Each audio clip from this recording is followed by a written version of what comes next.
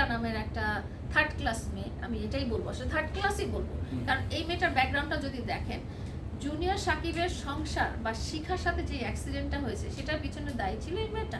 এবং এই মেয়েটা একটা সংসারকে ভেঙে সাকিবের সাথে পরবর্তীতে বিয়ের বন্ধনে আবদ্ধ হয়েছে। একটা নাবালিকা মেয়ে, 16 বছরের মেয়ে কিভাবে বিয়ের বন্ধনে আবদ্ধ হয় যদি প্যারেন্টসের অনুমতি না থাকে?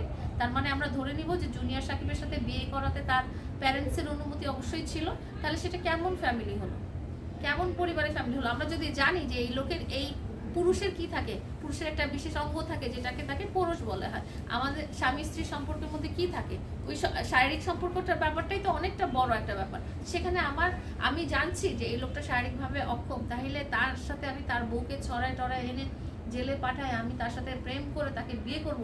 এই ধরনের মানুষ এবং তাদের পরিবার, তারা তো মানে জাস্ট আমি বলবো যে সস্তা পাবলিসিটির জন্য এগুলো করা হচ্ছে। তো এই ধরনের ব্লগাররা তো অবশ্যই সমাজ নষ্ট। কিন্তু আপনি বললেন কিন্তু জুনিয়র সাকিব তো অন্য মেয়ে নিয়ে এখন ঘর করতেছে, বাচ্চা। অবশ্যই সে কেন সে সংসার করবে না?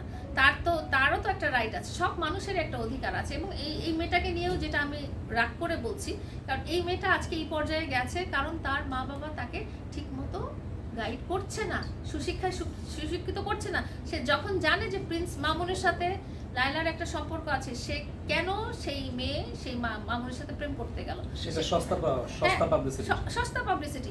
মামুনের সাথে লায়লার সম্পর্ক আছে, মামুনের সাথে লায়লার দ্বন্দ্ব আছে, মামুনের সাথে লায়লার মারপিট আছে, মামুনের সাথে প্রতারণার একটা অনেকগুলো মামলা আছে। তারপরেও তুই কিসের জন্য একটা পেজ দ্বারা কোনোর জন্য তুই কিসের জন্য এদিক সেদিক বিয়ে তুই গেলি? তুই ফোনে তুই বিয়ে করার মতো স্টেজে কেন গেলি?